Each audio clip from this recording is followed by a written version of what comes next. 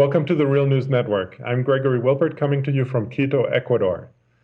Citizens of Britain voted to leave the European Union on June 23rd.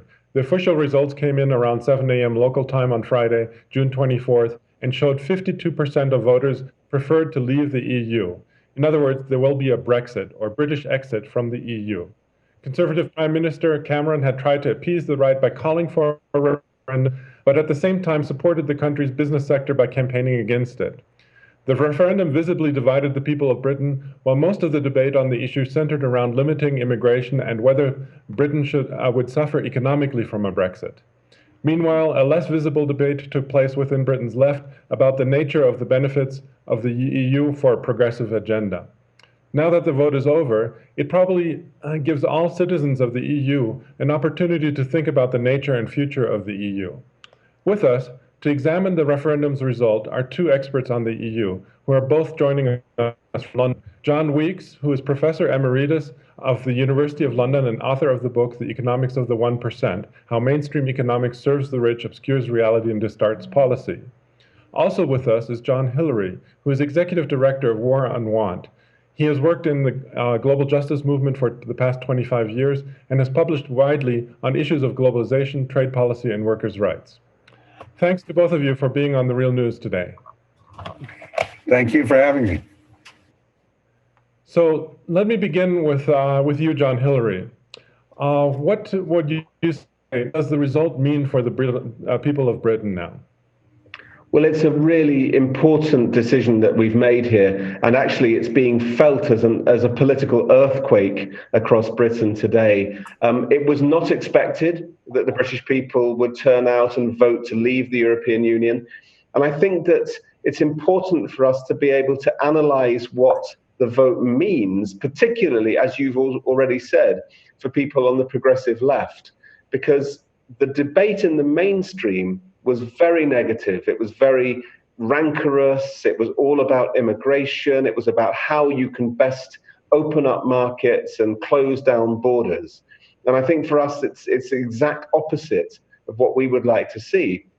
I have worked for the past 20 years together with the European Union's institutions on their trade and investment policy, so the relations with the rest of the world.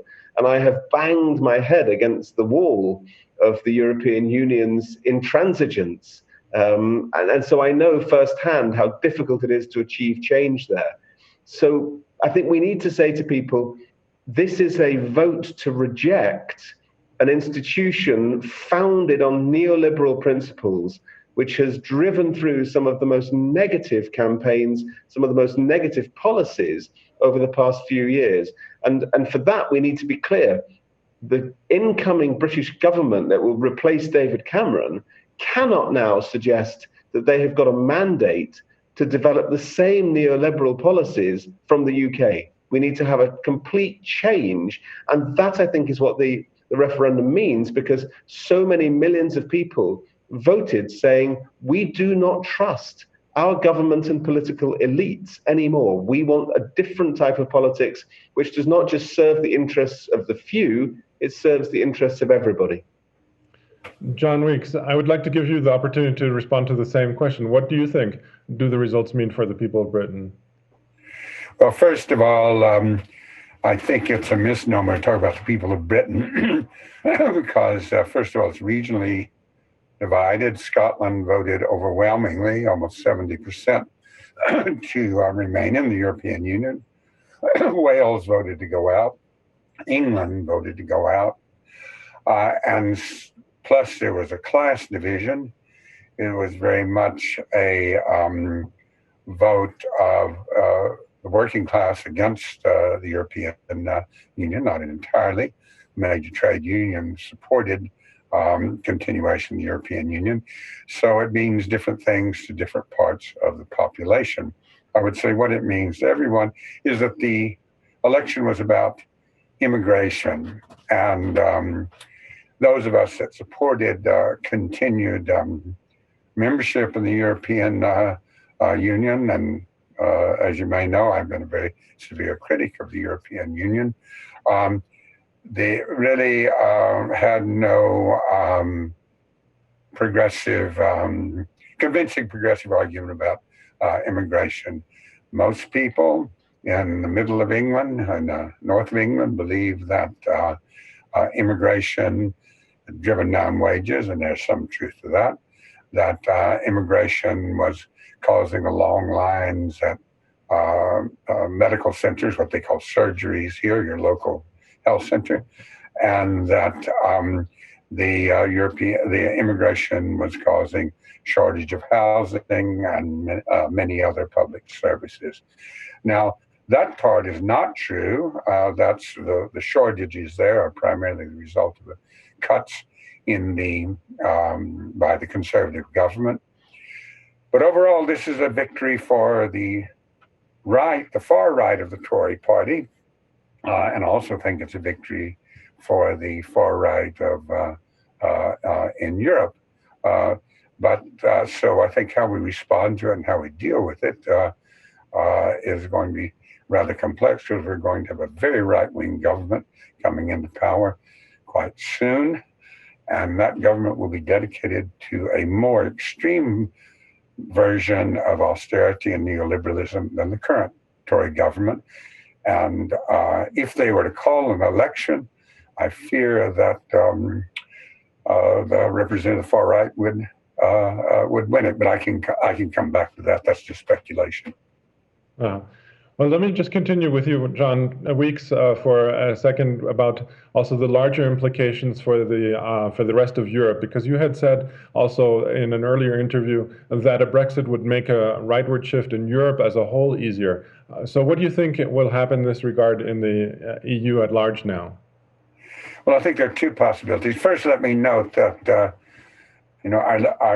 most progressive movement in Europe, Podemos, actually it's called Unido Podemos now, was for continued membership in the European Union and continued membership in the Euro, as a matter of fact.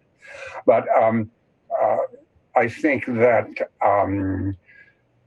if you've seen the newspapers, the media today, you know that Le Pen in France applauded the British vote, as did the far-right racist leader in Holland, and as did the Polish government, which is also very, very right-wing.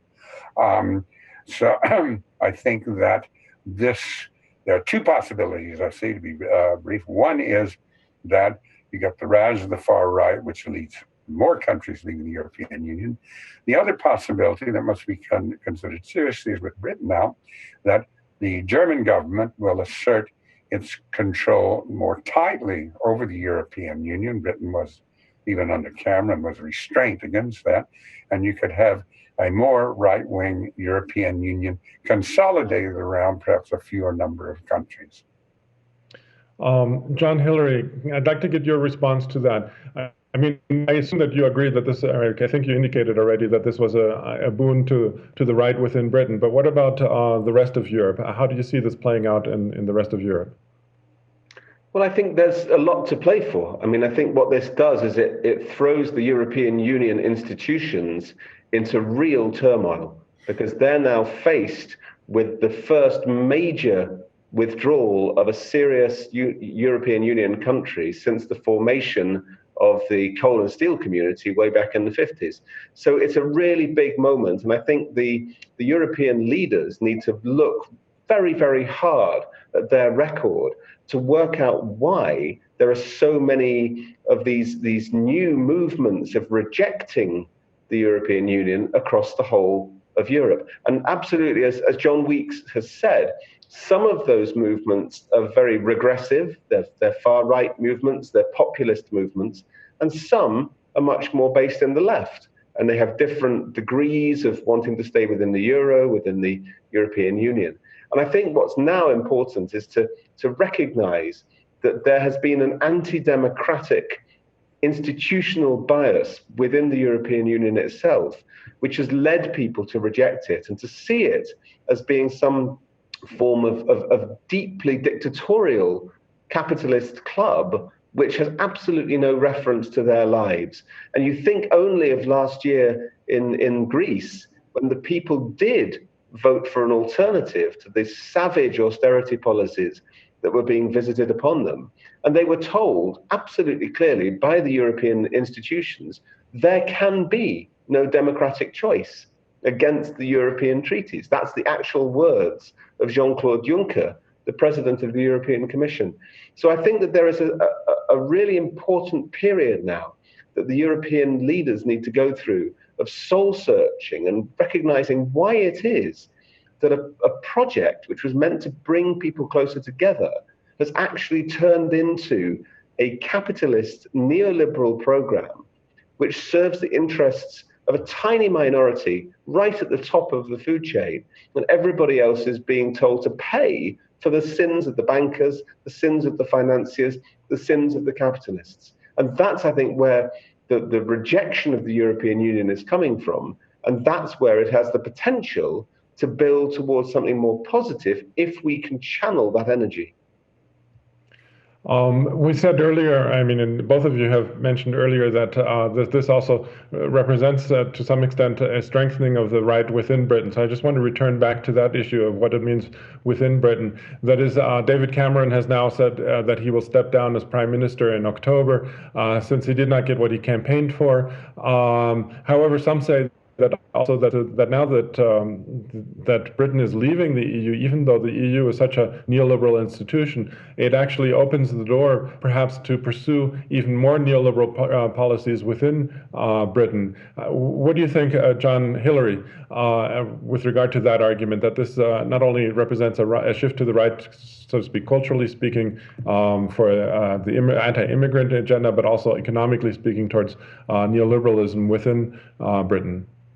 Well, we need to remember that the people who may take over from David Cameron have already been part of his Tory government, and that government is already responsible for visiting an appalling series of austerity measures on the poorest and most vulnerable in our society. So it's not as if David Cameron has been there trying to hold back the forces of aggression. David Cameron has led the charge with his government against the poor, against the vulnerable, against workers, against society in Britain. So I think it's wrong to suggest that somehow there is another wing of the Tory party which is going to be even worse. We already know how bad it is. But what I think this does do is it means that we, for the first time in Britain, are brought face to face with our adversary. So we know, for example, that in the past, campaigning on trade policy, on investment policy, as it affects other countries around the world, we've never been able to square up to our enemy because our enemy has been in Brussels, unelected, unaccountable. And so every time we've gone to the British government and said, we don't like the trade policy that is being put through in our name, they've said, oh dear, but it's not our policy. You'll have to go and see the European Commission. Now it will be a straight fight between us trying to push for progressive policies both in the UK and in our relations with other countries, and the government officials here who will be responsible for those policies. And that shift, I think, is something which has united people on both sides of the spectrum, that this is genuinely a return to a situation where we have direct democracy again, not the situation of the European Commission being able to hide all the time behind the democratic deficit that exists at the heart of the EU. John Weeks, I'd like to get your response to this. What do you think this means for Britain's left and for the Labour Party and progressive social movements in Britain? I think, first let me say, nobody knows exactly what's going to happen when major events like this occur, that it's extremely difficult, if not impossible, to predict the outcome. However, the most important progressive movement in Britain is Jeremy Corbyn and the people around him who supported Britain's continuation in the European Union. Indeed, every progressive politician in Britain supported continuing in the European Union. I think that the government which will come to power has the head of it will either be Boris Johnson or a man named, less known to your watchers, named Gove. They have both in the past pledged to privatize the National Health Service. So we're talking about some pretty serious characters. I think it's quite possible that this will lead to, we know it will lead to another referendum on independence in Scotland, where Scotland withdraw. That would strengthen the right wing in England, because Scotland is a social democratic country, in effect, or nation, whatever you want to call it, much more social democratic. Anyone that travels to Scotland, it does feel like you've gone to Scandinavia from England. So I think that I'm not going to predict what would happen, but I did a lot of work on this campaign. Most people know that I've talked to, and I go door to door and so on, know almost nothing about the European Union. They know nothing about how it is governed. They think it turns out a bunch of heavy consumer regulations that restrict British business, and we ought to get rid of those. And they have no idea of what the position it takes on a whole range of issues or how it's organized. Immigration was the issue that people voted on. We've got too many foreigners over here in Britain. That's what the Out won on, and that is what they're going to pursue. And if I were the person that takes over after David Cameron, I would immediately call an election with the confidence that I could win it. And the reason that the Tories could win it is because the Labour Party is split. Most of Jeremy Corbyn's MPs would love to see him defeated and will not work for a Labour Party to win. And when that happens, we could be in a very difficult situation indeed. As for social movements outside of the Labour Party, well, the most important one, actually very closely related to the Labour Party, called Momentum, which was set up in support of Jeremy Corbyn. Outside of that, they are quite weak, and I do hope they improve and get stronger. But a vote against immigration is a vote for the right, in fact. But John Weeks, what about the argument that John Hilary made, that this gives an opportunity for the left or for progressives to face the opposition, so to speak, face to face for the first time without the intermediary of the EU, and therefore it provides perhaps a sort of opening for more progressive politics within the EU. Would you reject that argument? Well, I think we really don't have time to get into the way the EU operates, but given Britain's relationship to the European Union, the actual power that what's loosely called Brussels has over Britain is very weak. Britain has an opt-out from several of the treaties, not, I should say, an opt-out from the one that David Cameron wants to opt out from, namely the ones that protect workers' rights. But I would say that the European Union's ability to determine what goes on in Britain is very, very slight, except through the European Court of Human Rights and through consumer protection. Those are quite strong, but basically the British Parliament is sovereign. Britain has no written constitution. The Parliament can pass anything it wants to.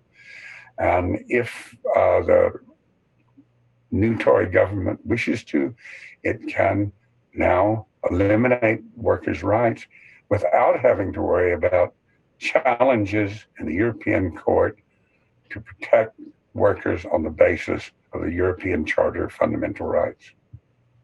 We're just about out of time, but John Hilary, I just want to give you one last chance to respond to that before we have to end it.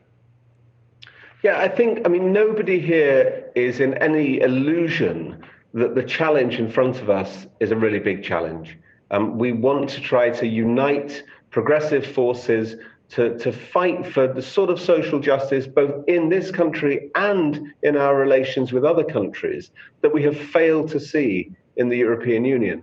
And that is the message which I think needs to unite people, a vision of a world which is not just run in the interests of this tiny transnational capitalist elite, but begins to look at the broader interests of society, and particularly for ordinary working class people who are the ones who have turned out in record numbers in this referendum to say that they don't believe anymore in the promises of the elites. So I think that there is a mass movement that is waiting to be built here. And I think the challenge for us is to ensure that we bring it behind a set of progressive policies rather than allowing it to slip into the scapegoating of migrants or into a negative agenda which will actually help to divide the left against itself. So I think that everything is to play for. It's still very early days in our understanding of what the referendum decision is going to mean, but I don't think that we need to play the fear game any longer. That was part of the referendum debate, and that's what made it so negative. We need to now be building on a message of hope, a message of unity, and a message of social justice to unite everybody behind. Okay, well, thanks so much, John Hilary and John Weeks, for joining us from London today. It was really an interesting discussion, and we'll definitely, of course, be following the story as it develops. So thanks again for joining us. Thank you very much. Thanks very much for having me for this interesting discussion. And thank you for watching the Real News Network.